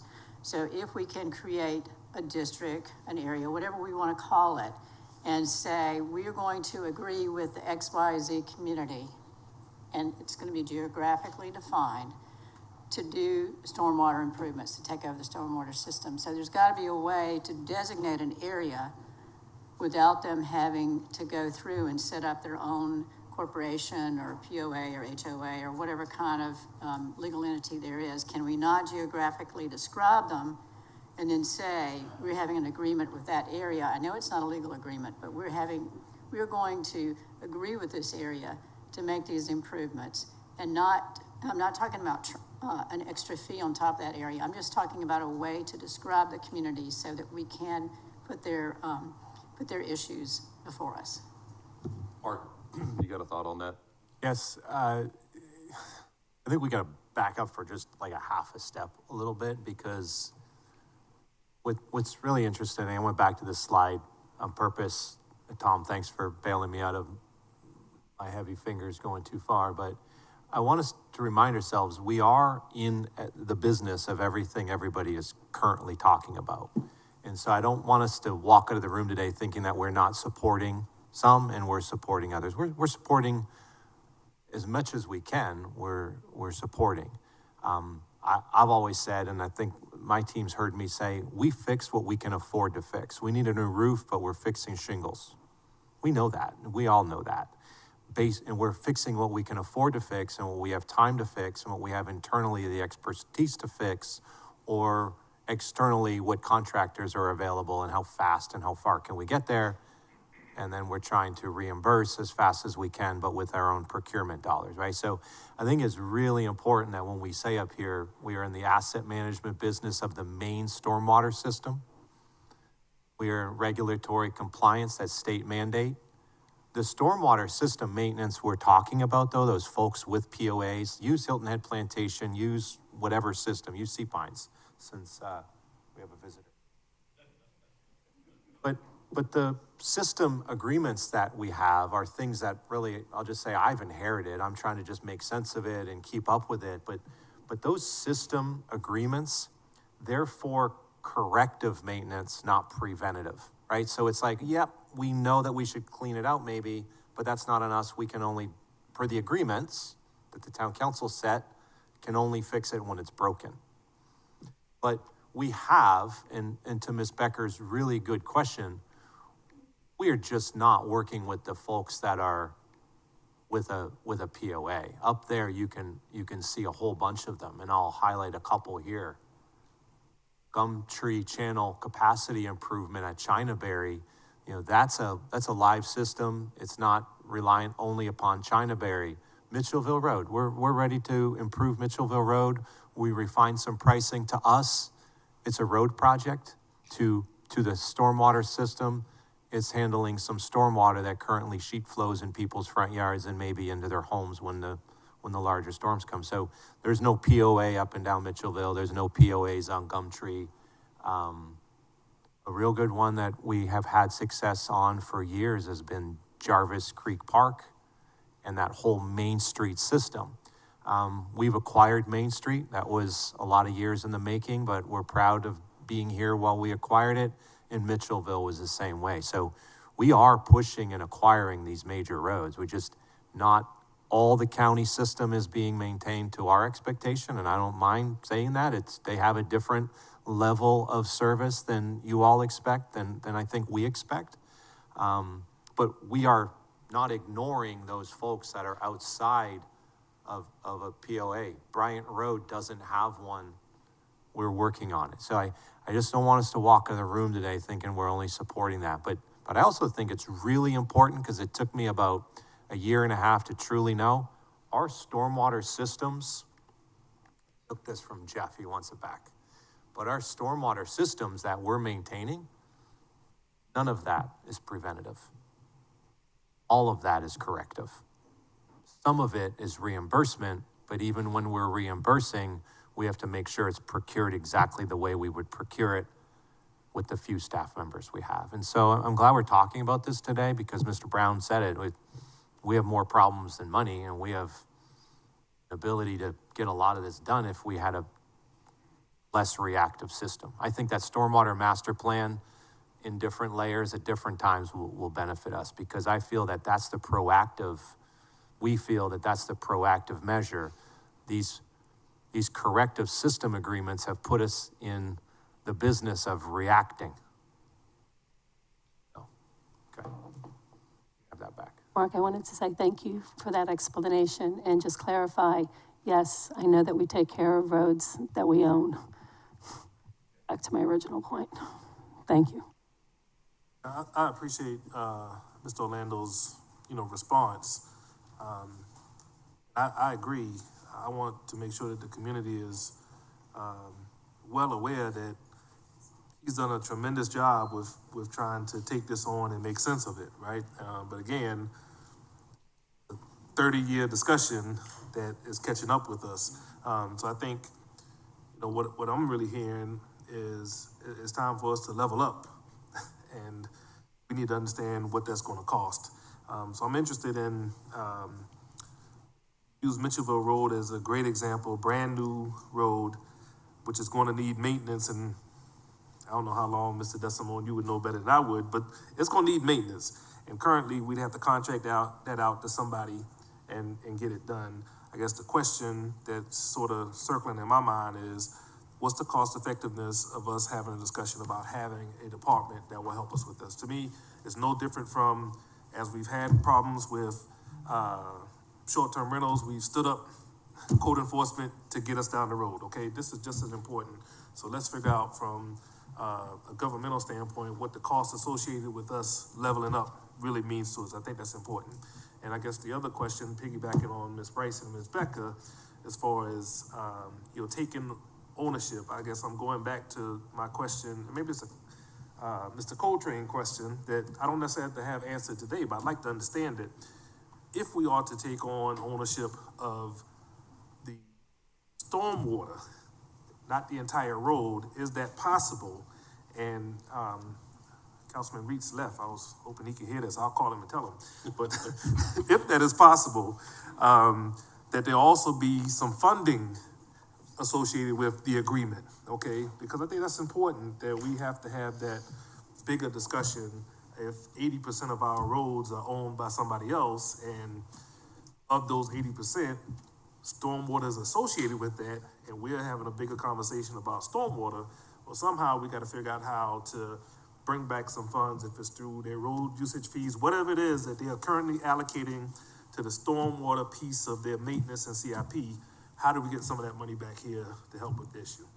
That's a legal question, I think, that we have to answer as we're having discussion as well. I concur on that. Every time I hear we want to take over our roads, I always say in the back of my mind, and the money associated with it.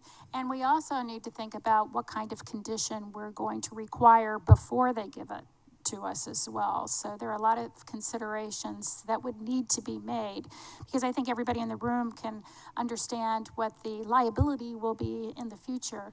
And we want to make sure that if we take on this responsibility, that we're set up for success with that. Crawford? Much of this conversation has been about correcting things that have gone on in the past and have deteriorated. But I think we all keep in mind, and should keep in mind, we are living in different times. We not only have storm surges and hurricanes and surges of water and flooding of streets from rainfall. So we live in a different time, and we have to take a different response, and it's going to cost a lot of money. A couple of other things. Thanks for mentioning that, Mr. Alfred. I was wondering, I think I overheard the staff talking about in August, we had a lot of rain within a short amount of time, and we had flooding in areas we did not expect. And so as we look at what's coming up next in the slide in the next 5 years, hopefully, I mean, we learned from some of those. We were alarmed at all of them, but are those some of the priority areas? And then following up on that, the discussion about the other 20%, I'll just call it that way, is that I would ask if the staff could identify priority areas of those and describe them, however you want to, I'm going to call my street the Smiley Girl Street because I'm trying to smile. But anyhow, some way to designate those areas. Mr. Orlando pointed out a few on the FY26 list, but those areas, the priority areas, and then go to the ownership of the road, which probably is going to be the county in a lot of cases, and say, these are our priority areas. Call them 5. I like the number 5. So call them 5 priority areas, and these are the ones, and we want the street to be in this situation, and we want to know what your funding source is, and we need help with securing funding for that in the future to be able to take care of the needs. So if we could ask the staff to come up with some sort of priority list like that for us to try to sort I think out. that needs to be part of the whole analysis as we go through, because there's a lot more to it, because there's the economics of increased costs to fix roads because of the widening of 95, right? So it's all of that as to where you put yourself in what time. So I think that needs to be part of the complete analysis. I was going to suggest that we, let Jeff continue on, because there's some, what we're talking about with the numbers and everything else is going to show up the next couple of pages. Thank-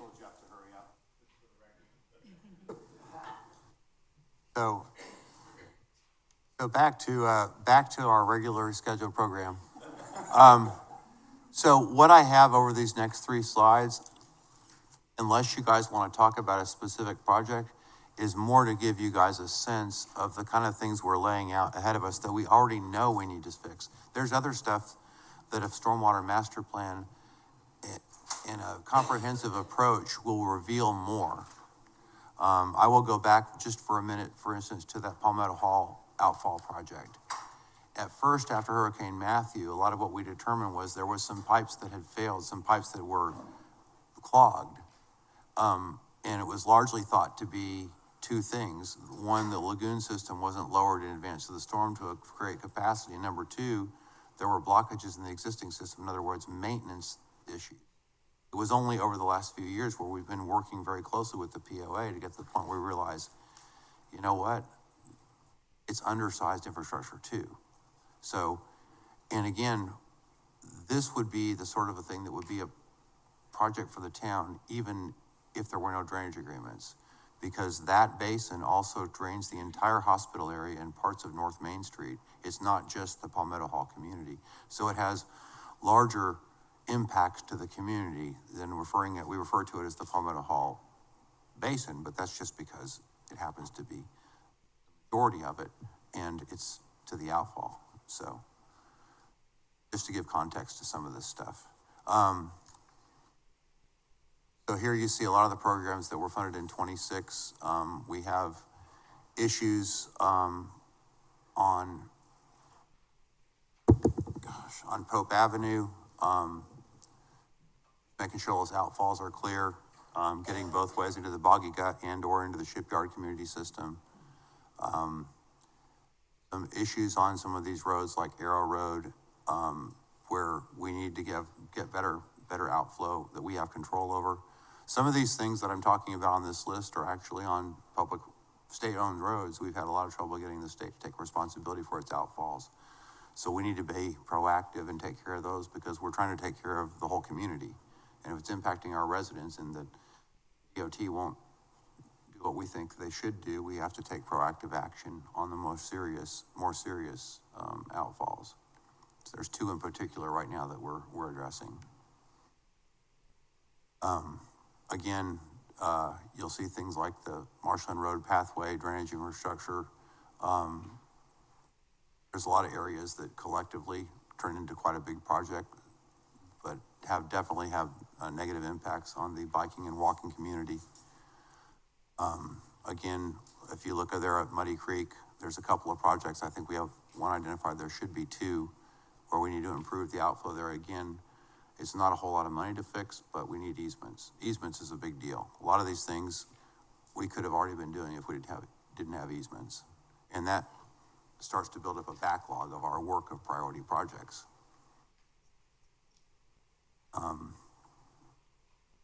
Bryson, you mentioned the fact that there was some math. You were checking a lot of math, and we appreciate that. But so the Point Comfort, that's an area where we have a road that will completely flood if the outfall's not fixed. So we've made that a priority to get started on getting the easement and the survey done on that this year. And we had a bit of a catastrophe on the south end of the island with all the rainfall we had in July and August that threatened to get into a couple folks' houses and did in one case.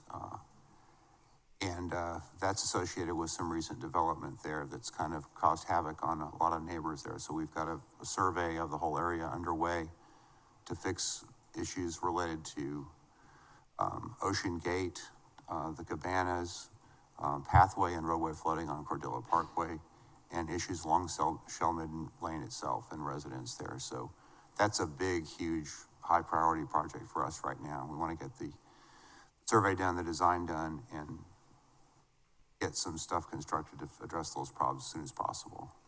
So if this is a point, I can just reiterate something, if I may, Mayor, for just a second. It won't take long. The Shell-Midden is another good example of what I've been bringing up with regard to a policy on development.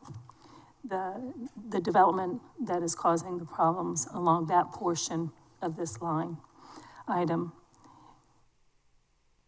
Somewhere in our policies, we need to be looking at the appropriateness of the size of home to the size of lot and the infrastructure that's existing to maintain it all. That problem wouldn't exist if that had happened in the right way. I've gone down there several times during rainstorms. The August rainfall is one of them. And you would have thought that it was a tropical storm that had come through by the way the water was standing and flooding the older neighborhood that's adjacent to that development. That's a different level of a failure that we need to be looking at that needs to be part of this story. I'm just going to keep saying it until it happens. So just to finish up this, again, without going through every project, you can see the bottom line on the numbers for each one of these 5 fiscal years, trying to squeeze what we think is the high priority work that we have already on our slate to a 5-year window. You can see what the bottom line is on that. So we're $42 million worth of work in front of us right now. And that has not captured everything, because we haven't done a comprehensive plan to back this up. This is stuff we already know about that we need to be doing. Again, we don't want to wait. We're not putting low priority projects on this list. Because these impact people and residents every day, and potentially impact a lot more as we're moving forward. And this doesn't count in things we're going to learn, be directed to when we finish the resilience plan.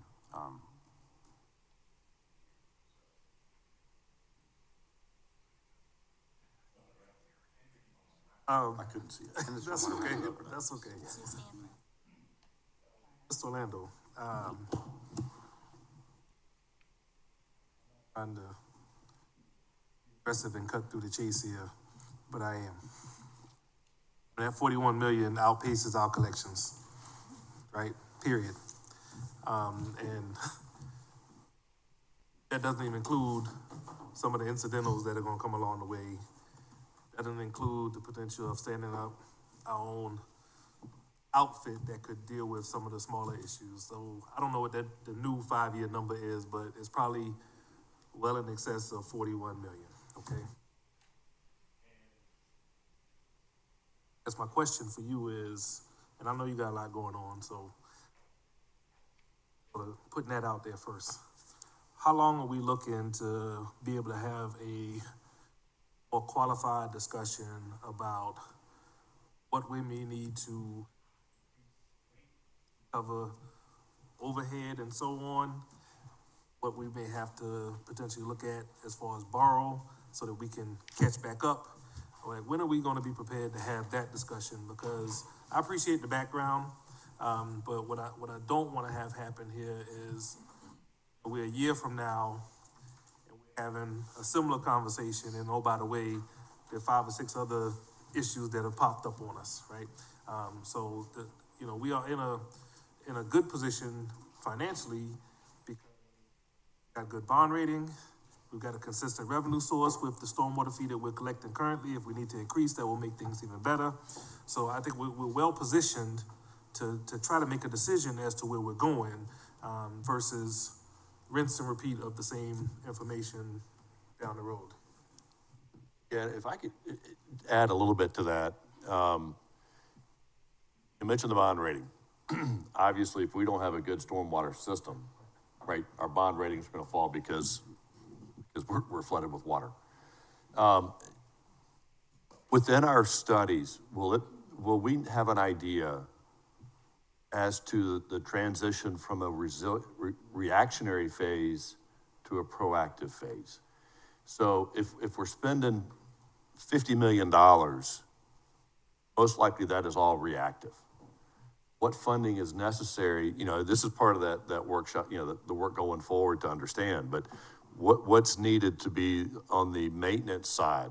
So I'm not looking for these answers, but that's part of that study as we figure things out that we need to kind of have an understanding on to help us make decisions as to where we need to go with fees and borrowing. It's much like a reserve study. So understanding the useful life of the systems, what you're going to need to repair and maintain on a regular basis, as well as catch up of old projects. So it should be quite extensive. Correct. So quite extensive is not quick and overnight, because if we do this, we want to do it right, and we don't want to just guesstimate. I look at this kind of 2 different ways. One, we know what we already know. But 2, when we change rate, we really need to justify rate. Just like anything, we need to change it, we need to justify it. There's a couple things that we know we want to do.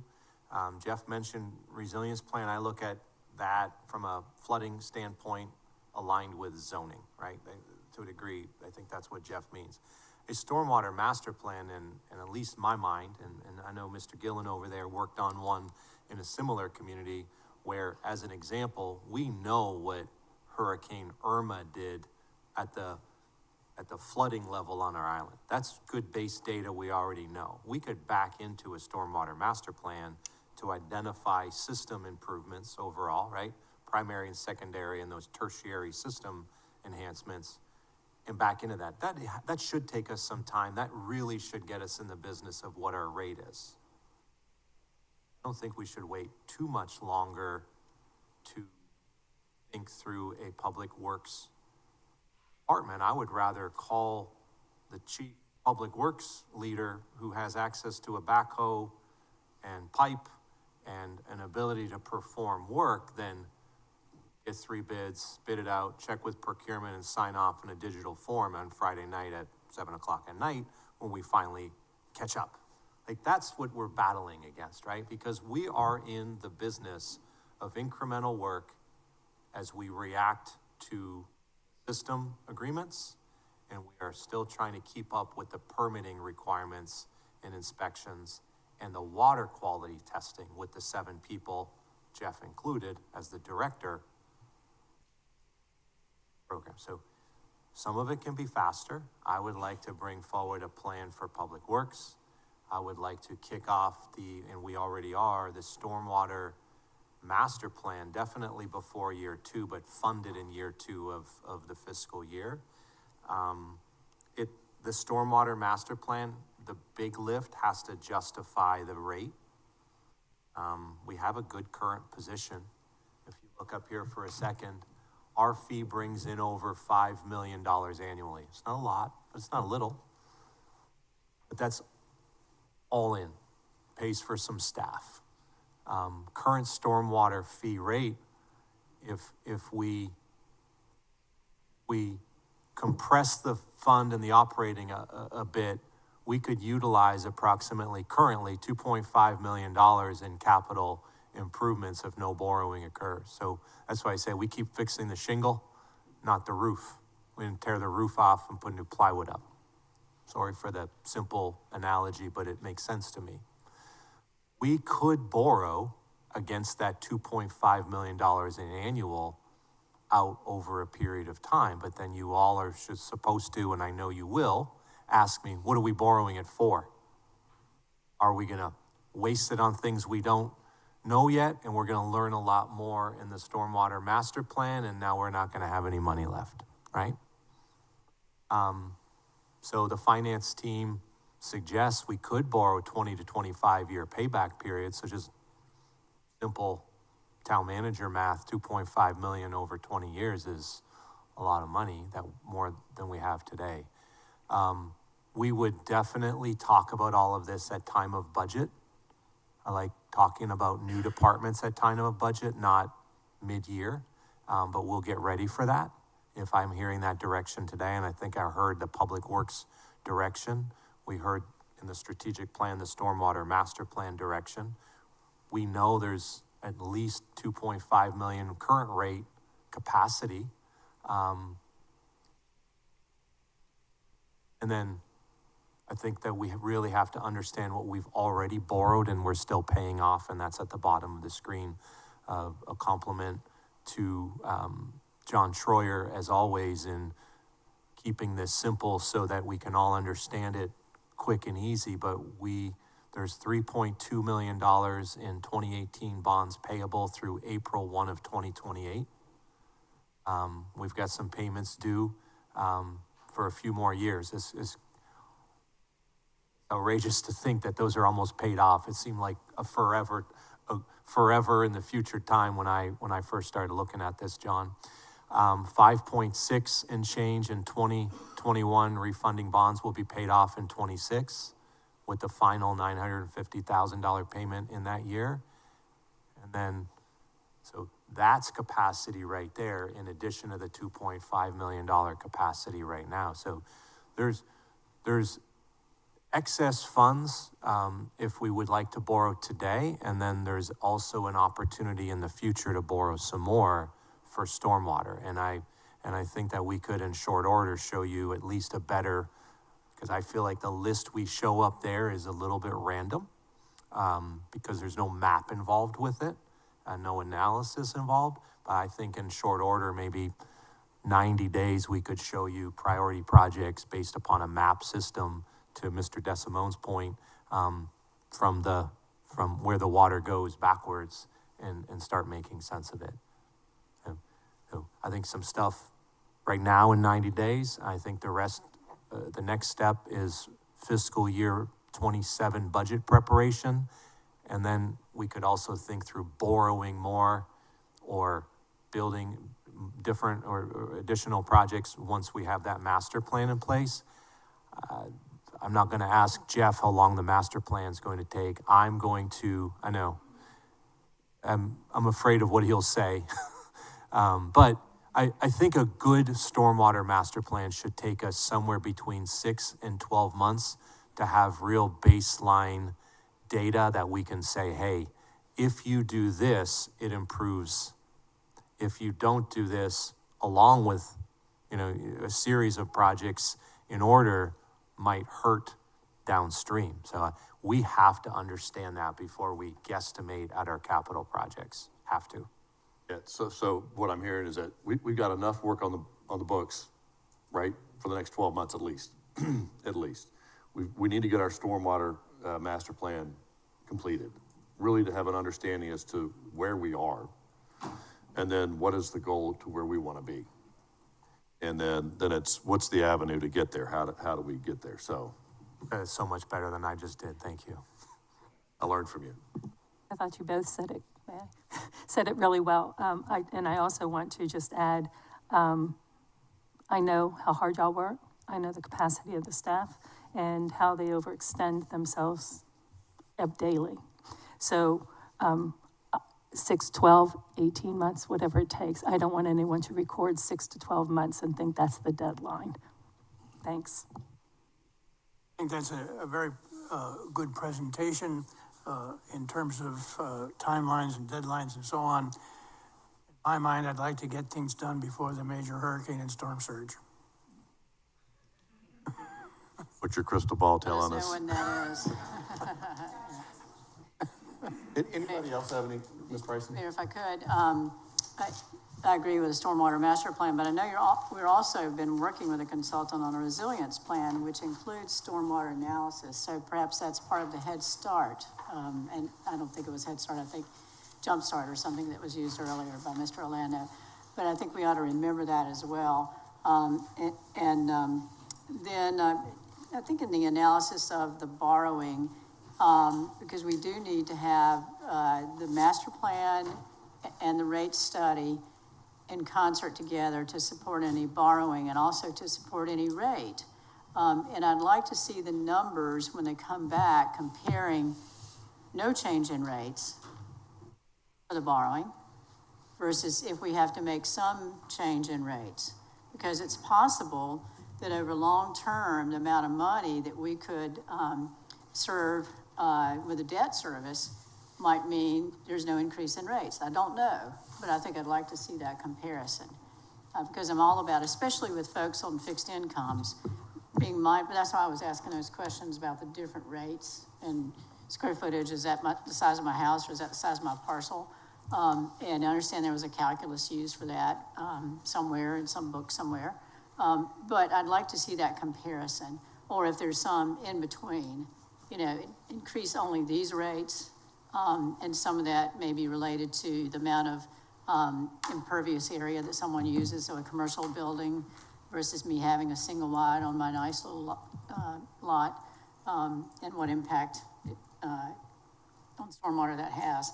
And then the last thing is the timing, which we've talked about a little bit, and that is this screen suggests, the finance team recommends any stormwater borrowing to align with FY27 budget approval process, which starts, I think, in January. So I don't know, that seems to be pretty fast. But I'm not saying don't do it then, because we may need to go ahead and find some money for that fiscal year. But I just want to be mindful of the staff's workload in trying to put all that together. Because if we start looking at the borrowing process in FY27 budget cycle, then that pushes back the timing and crunches the timing on coming up with a stormwater master plan and a rate study, et cetera. So that's my concern about the timing.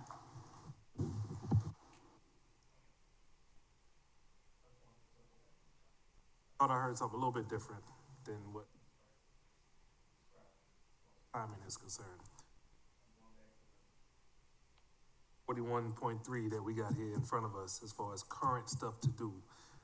outpacing our current collections. So it could be opportunity during the FY '27 budget to talk about borrowing, but it may be a smaller amount, not necessarily dealing with the master plan, okay? So, I'm concerned about is that we lose ground on what we know we already have to do by waiting for the master. And I was just reading from the screen where it says, consider any stormwater borrowing to align with that process. I concur with your remarks. All right, any other comments from council? Art?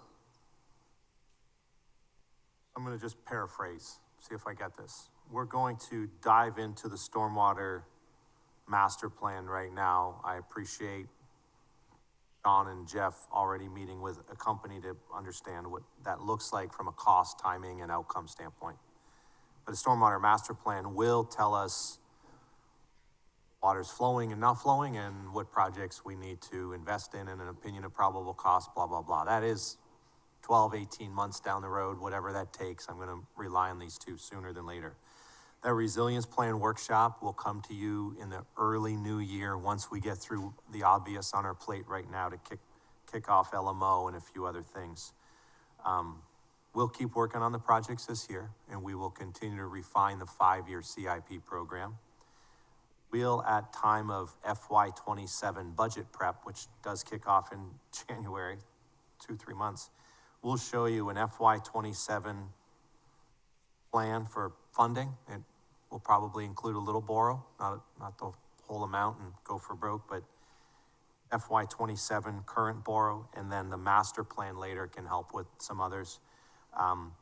Once we have that master plan complete, then I think that drives the rate. It drives the rate study. It further drives a bigger, much bigger project list. And then as well in FY '27, we'll do a debt service assessment. We'll take a look at fund balance, the current debt, the payoff, the new debt. But also on top of all of this, I will put together with the team a small, lean public works department in FY '27. That will help take some pressure off those stormwater inspectors you see on the screen that are in the business of water quality, not project management. And so we see a lot of colors towards the stormwater staff, but they're permitting and they're quality monitoring as much as they're trying to procure for reimbursement, let alone these smaller projects. So I think that sums it up, but '27 Public Works Department, pushing. I do appreciate the feedback today on these agreements. I am not anti-stormwater system agreement, but the piecemeal approach of it keeps him so busy, we never get out in front, and at the end of the day, when they're in place, we can only correct, not prevent. And so I've always asked the question, what good are they? Don't own the system, we only invest in the corrective. Everybody keeps calling us to fix stuff they know is flooding, and that's not corrective, always, so. Becker, you want to repeat something? It's quite possible. It's quite possible. Maybe in a different way. Wants me to stop talking. No, I don't want you to stop talking. I like to listen to when you talk because you've heard us. And I know that we hear the community. And so this is the important connection. So, yeah, I'll repeat myself now, though. The part that, I bring up often with regard to the development, the overdevelopment of the land, which I think is contributing to all of these problems, we will be addressing those through the LMO coming up.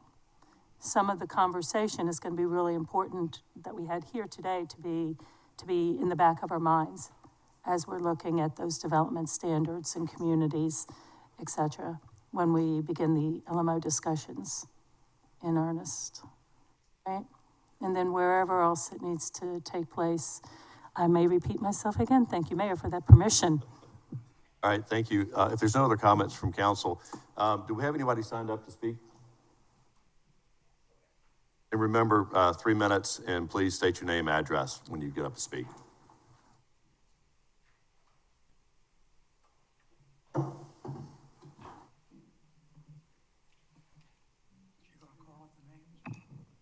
Yes, Yes, sir. we'll call Dave. She's getting it ready. Jay Sadowski.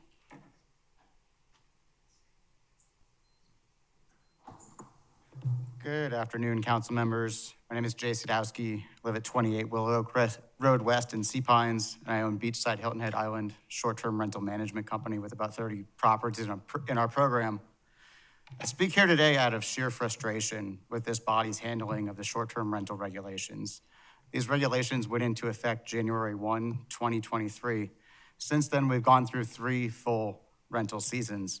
That's more than enough time to collect meaningful data, enforce the rules, and make targeted surgical improvements to the ordinance.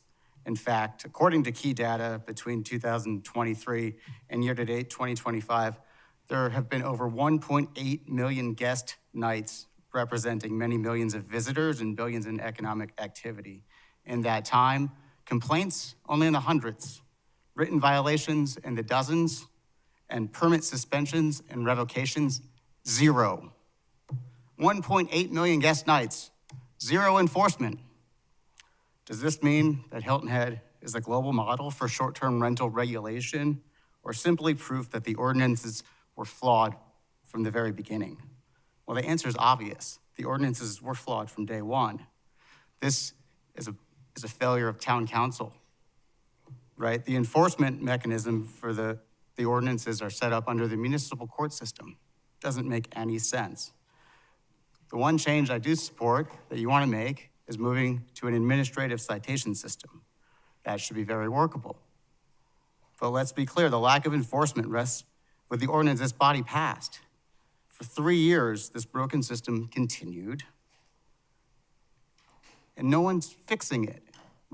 You want to add all of these other regulations, parking caps, occupancy limits, monitored fire systems, punitive permit fees, but we're not starting with the very simple thing, enforcement of the existing regulations. There is none. So it's also not credible for the council to keep saying you don't have the right data, there's a problem with the data, the HOAs have the data, the PUDs have the data. It's been 3 years. Come on. Last fiscal year, permit fees and business license fees related to short-term rentals generate over $3 million in revenue. How can we not get the data we need to make the right decisions with $3 million coming into the town? The money is there.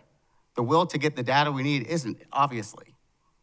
So I do support moving to an administrative citation. I support inspections for short-term rentals, but I don't support any other changes being proposed. Thank you, sir. He had 6 seconds left. How do I get this on there? Sorry, the timer is appearing on my screen and not on yours. Next, we have Chester Williams. Not here. Not here. Dave Ferguson. Not here. And the last one, Robert Brown. Thank you. I'm Robert Brown, the HOA president for Cordillo Cabanas. And if you could put the chart back up, the organization chart. Just keep on Okay, going. so situation is in August 22nd and 23rd, after a lot of rain during August, we got another 7 inches. And our 5 storm drains went into our 3 repositories, ponds, and the water came down on Cordillo Parkway. It all overflowed from all the retention ponds out to Cordillo Parkway. And Adam Oil came and we walked it, and we found out where each storm drain drained in the retention pond. But even better, across the street, we found a header aimed right at our deepest retention pond underneath Cordillo Parkway, but it was dry. After 50 years, it was full of crud and debris and doesn't work anymore.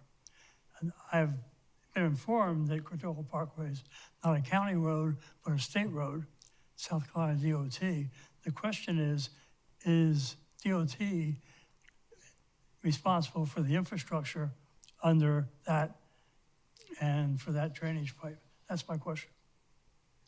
I'll get with you afterwards. Okay, I'll get with you afterwards, yes. okay. And That's all we have. Kelly and I have been communicating also, because I sent her the picture of the upstream along Cordova Parkway. It was flooded completely across the road, and then it ran down to our retention ponds. All right, thank you. Thank you. Was that it, Kim? Yes. Is there anybody else that wants to speak? All right, seeing none, thank you all. This is an item that council takes very seriously and will continue to address. We're adjourned. Have a great day.